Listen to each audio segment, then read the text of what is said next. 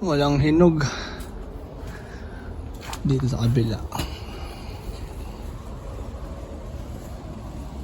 Wala rin gaano. Yan pa lang. Yan, so full na ngayon dito. Ayan. Yung mga dahon, yung mga kahoy wala na. Wala na dahon. Tuloy yung garden natin. Medyo okay pa yung iba. Pero yung karamihan ay tuyo na. Kagaya ng ampalaya. Nag-dry na yung dahon. Nalanta na. Pero may mga bunga pa to dito eh. Pwede pa yun mga gulay ito. May mga malaki pa. Ayan. Pero yung dahon hindi na pwede. Alam mo yun, October 2. October 2. Tanglad natin okay pa. So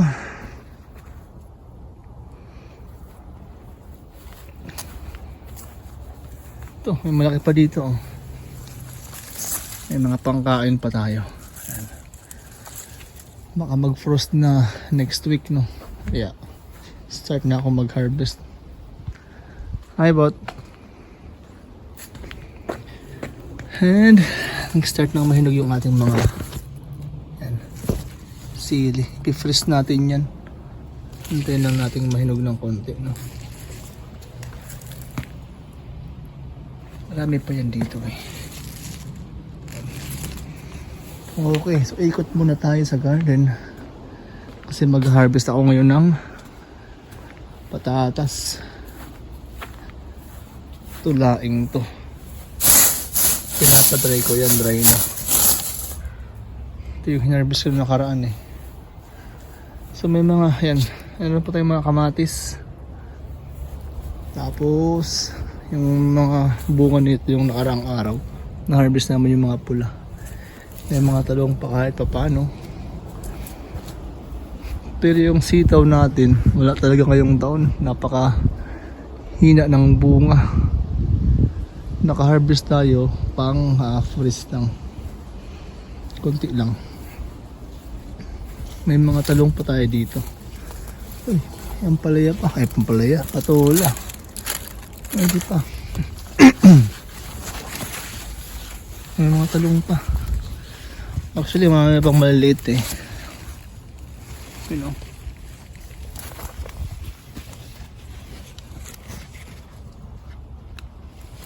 Ay, pang dito pala ang maraming bunga ng ground cherry. Yan.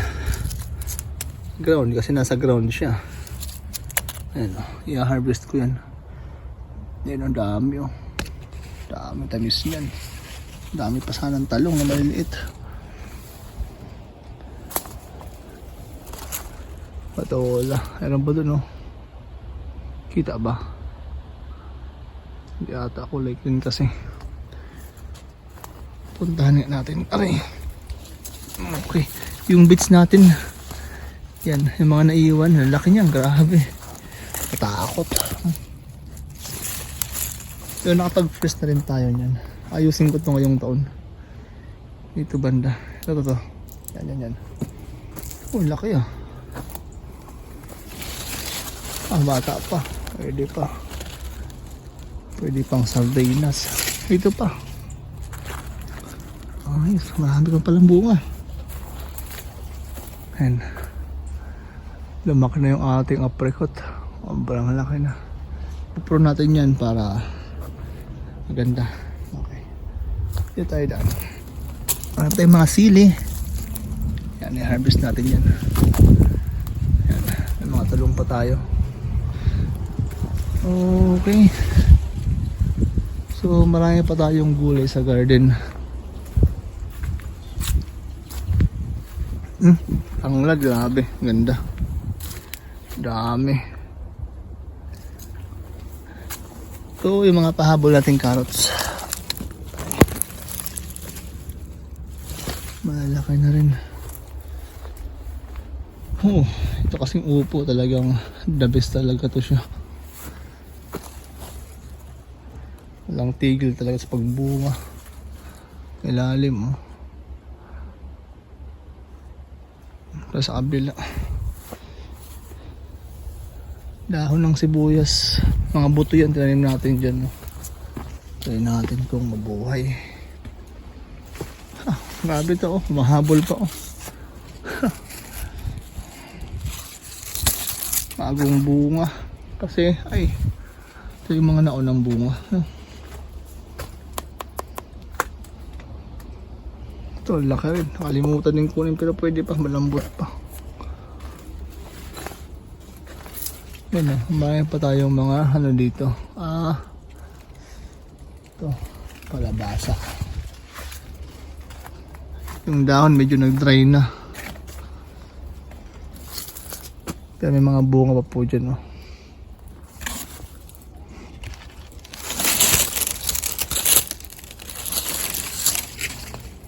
Fall. Aray. May mga bunga po itong kalabasa. Nahuli. Dikit-dikit kayo dito. Hindi na lumaki yung iba. Paano kasi siksikan sila.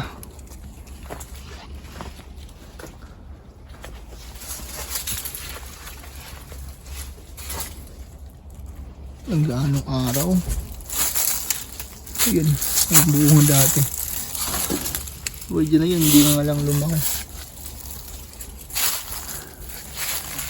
Yes sir. Bike? Yeah, sure. Watch out for the cars, okay? Careful. You gonna ask kuya? No? Okay. Uy, na-dry na. Hindi ko na-diligan to kasi lalamig naman din na sa ano. Next week. Green pa yung ating talong. Actually may mga bunga pa yan dyan. Nakapag-harvest na ako eh. Nakapagluto na tayo ng 3 crates ng talong para sa winter. Pero may mga ma-harvest pa tayo dito. Gaya nito.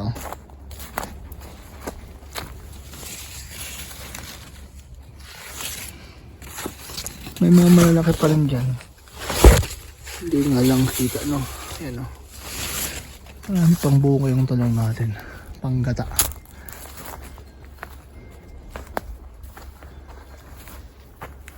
Ayan yung beans natin dyan. Yung iba, ano na, nag-dry na rin yung ano, dahon. Ito, nakapag-start na ako maglinis, no? Ayan. Yung mga kaunting talbos na nilaw na yung ibang ano, bunga niya. Ano kasi yan eh. Natusok ng insekto. Kaya mabilis yung ano. Mabilis yung mamula. Ito. Kahit ganyan yan, pwede pa yan. Araw-araw. Hindi pa kasi kaanong mga hinog eh. Ito, pero sila basa ng mga bunga niya, di ba? Cantaloupe, honeydew, yan. Ito. Hindi pa gaanong hinog eh. Late kasi. Pero matamis na rin siya. Kumukuha tayo dito eh, araw-araw. Pambaon. Pati ang ating watermelon. Yan, nagsilabasa na sila. Hindi pa nga lang gaanong hinog kaya hindi pa siya ganun katamis. Pag pumunta tayo dito, may bunga pa oh. Talaga. Grabe naman. Ayan. May mga bits pa tayo dyan.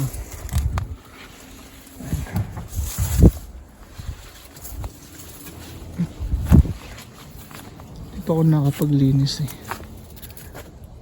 Ayan. Pipino. Ito pamboto. Next year bukan natin magboto ng pipino. Dito mga carrots na. Yung carrots okay lang kahit malamigan to eh. Walang problema. Kaya lang sobrang ulan, nagkakrak nga lang siya.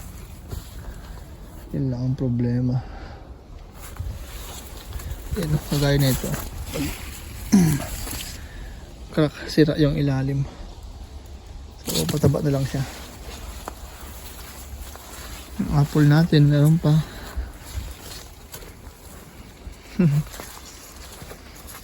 Tamis niyan ba? Okay.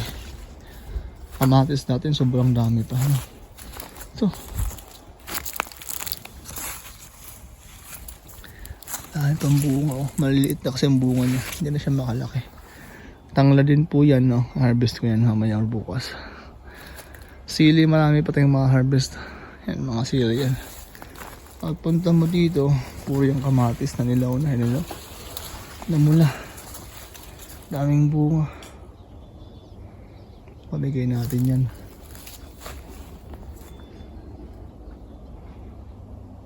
Meron pa ditong isa. Hindi pa tayo nakapag talbos nito. Kunti pa lang pero di pa ganun karami. Hindi pa kakasya sa buong taon nating supply ba.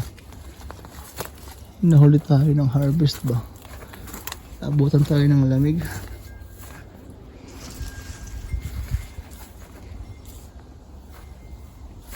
Yan.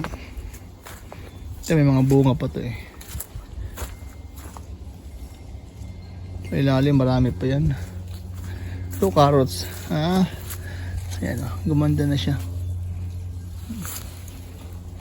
Hayaan lang natin yan. Ewan ko next year kung mabuhay sila. Pag tumubo okay, pag hindi okay lang din. Okay, so yan. Daming bunga ng ano. Unahin ko na muna to. Dito mag-harvest ako ngayon ng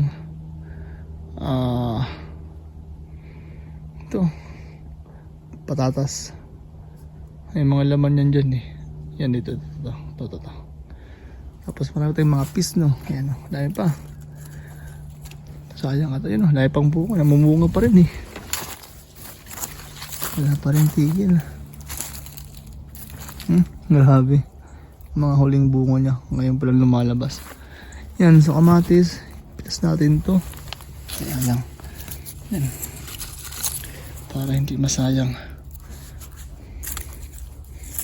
Kamigay natin. Yan.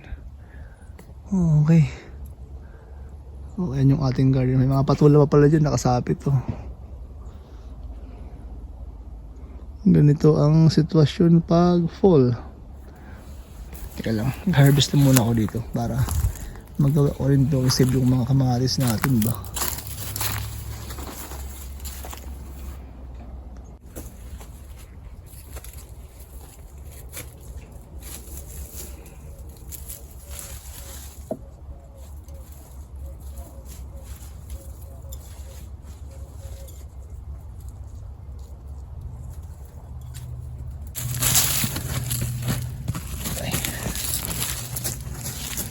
Hindi ko na matanda kung saan na yung ano niya, yung puno kasi nag-dry na siya. Yan.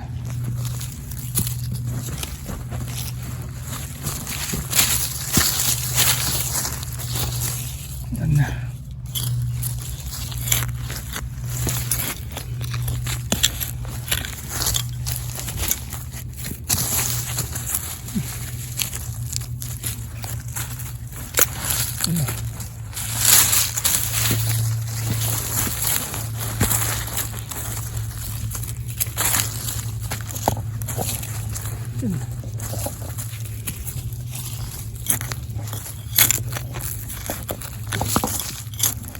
Pare-pareho ng laki.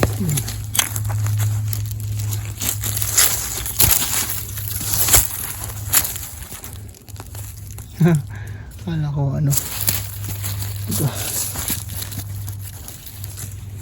nagkalat. Yung ginamit natin dito pantanim, yung ano natin, yung harvest natin nakaraang taon. Hindi na tayo bumili ng pantanim na. Yan. Hindi nga lang galong kalaki pero pwede na. Sariling buto.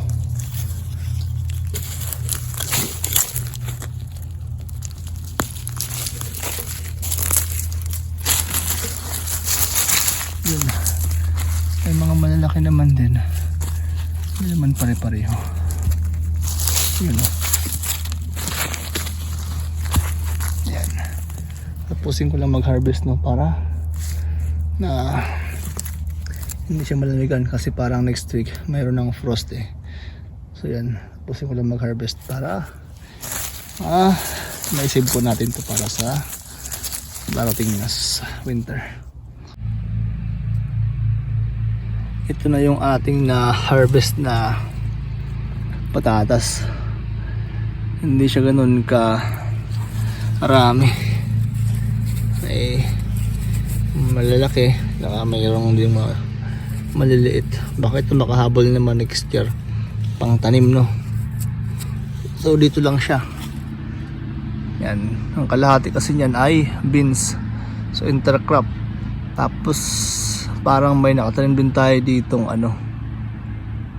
kaunting mga sibuyas. So ayan, so safe na yung ating yung ating patatas dahil lalamig na next week. Ayan. Okay, so saan tayo pupunta? Linisin ko lang yan tapos ilagay ko sa lagayan, no? Okay. So ayan yung ating garden pa ngayon, oh. Ayan.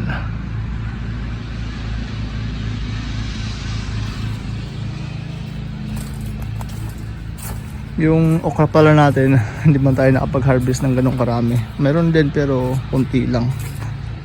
Oh. Yan. So yan. So start na tayong maglinis next week. Kasi malamig na. Sabi na ang damo. Pero dito sa ilalim may mga bunga pa rin itong beans na to. May mga bulaya, mga bagong bunga pa nga yan, oh. Pero hindi ko lang alam kung makahawal, pero marami pa yung bunga sa loob. Yan, kamote, meron pa rin tayo pwede pang magulay. So ayan, yan muna yung ating update sa ating garden, no? Balik ulit tayo next week kasi hindi tayo nakakapag-update. Ayun yung patulo na yan, pang pala to, pang binhi. Yan, ang haba, laki. Sana makabuo tayo ng bunga, no? Okay. Yan, marami tayong mga hinog ng mga sili dyan. Ayun, lalaki. Marami pa. Oh my. Marami pa tayong ma-harvest. So inuna ko lang muna yung mga nasa lupa para hindi tayo mahirapan ba pag nag-harvest tayo. Yan, tinog ground cherry, sobrang laki na rin. Lumaki siya. Okay. Yan, nakakaunting talbos pa ng ampalaya. I-harvest natin to next week and o kaya sa Sabado kasi ayun, dahil may talbo sa taas, nagtalbo siya ulit, no? Mga yan talbos ito para may pang gamit tayo sa winter. Ayan, ayan, mga talbos po yan, yan, ganda pa branch natin. Tapos para sa winter ang strawberry namumulaklak pa. Okay, so yan na ngayon yung itsura po ng ating garden. Hindi na ganun kasigla, start ng natutuyo yung mga dahon. So yan, try natin next week kung ano pa yung mangyayari dito, kung matuloy na ba itong maubos na. Pero medyo marami-rami din itong linisan ang ating tatanggal ng mga damo-damo. Okay, so hanggang sa muli po, maraming gandang gabi. Maraming salamat po.